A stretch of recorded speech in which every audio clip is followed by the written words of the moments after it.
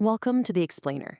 Today, we're unpacking a truly fascinating philosophical critique of a phrase that we hear absolutely everywhere in modern psychology, pop culture, and self-help circles. That phrase is, of course, be yourself. I mean, we see it on coffee mugs, we hear it in movies, and we give it out as advice all the time. But the source material we're looking at today argues that this ubiquitous advice might actually be incredibly dangerous if we aren't careful. It challenges us to completely rethink what authenticity really means. So let's get right into it. Be yourself. At first glance, this popular mantra sounds beautiful, doesn't it?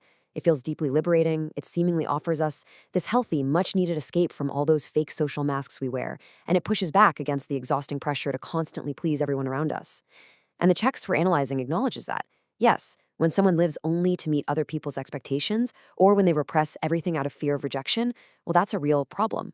It is absolutely vital to be able to look inside and recognize what you actually feel and desire. But the author points out that there's a massive, often overlooked catch to this advice. Section 1. The deformed self, a dangerous illusion. Okay, let's dive into this. The central agitation of our source text asks a very uncomfortable yet necessary question. Exactly which yourself are we talking about here? Because the hard truth the text proposes is that not everything inside us is inherently good. If we just blindly look inside, we might find a wounded self. We might find a vain self, a resentful self, a proud self, or a deeply needy self. There might be a self that's tied up in vice, envy, or an obsessive need for control. The source warns that if modern psychology just blanketly tells us to be ourselves without stopping to check if that inner self is actually ordered or if it's deformed, it essentially gives us a free pass to remain completely enslaved to our worst fears and vices. Now, what's really interesting about this is how it illustrates that what we often fiercely defend as our authenticity is actually just a cheap justification for toxic behavior and immaturity. Somebody might proudly say, well, I'm just explosive, that's who I am. But reality shows that's not an identity. That's just being dominated by anger. Or someone might say, I follow my desires, which, as the text argues, is often just slavery to impulses. It's a really convenient excuse. And this leads us to a stark warning from the author about defending the illness. When the self is deformed, the command to be yourself basically becomes a self-imposed prison. A person stops seeking a cure. They stop saying those really difficult words, I need to change, and instead they just shrug and say, well, this is just how I am. As the source powerfully puts it, they turn a wound into a permanent home. They justify their own disorder instead of seeking the healing they desperately need. Because humanity, according to this text, wasn't created just to blindly act out whatever it feels in the moment. We are meant to become what we ought to be. So this begs a really powerful, pivotal question right from the source. What is my true self? Who am I when standing before reality, before truth, and from the author's perspective, before God?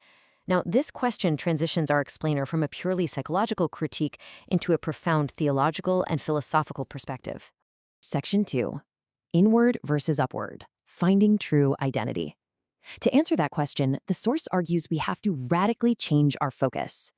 The text makes the case that the human interior isn't automatically a pure, crystal-clear source of truth. Honestly, if you only look inward, the result is incredibly confusing.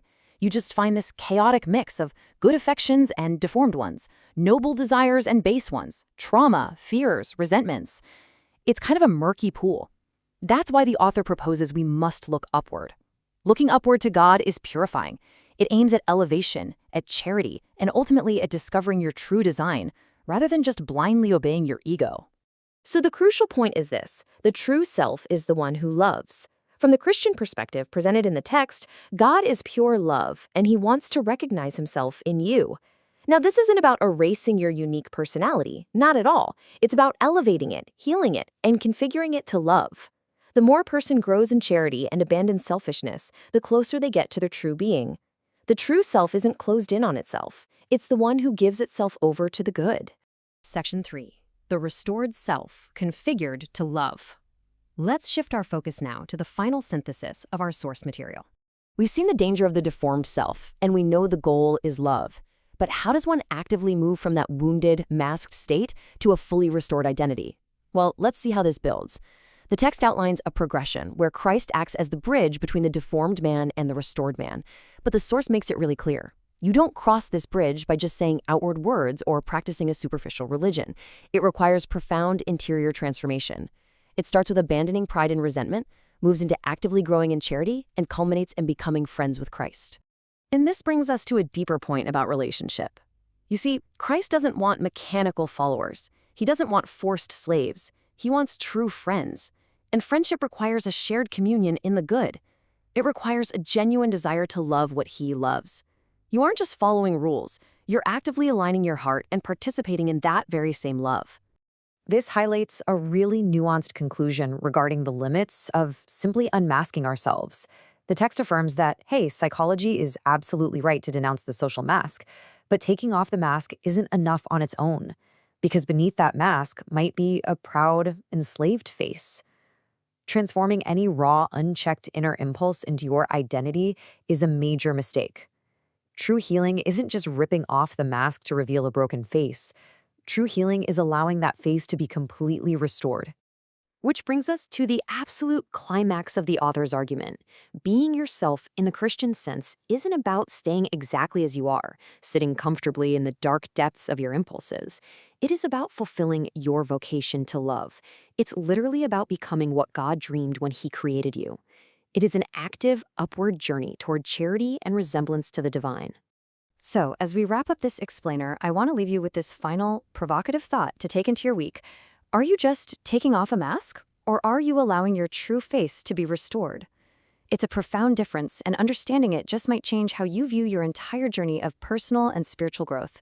Thanks so much for learning with me today, and keep looking upward.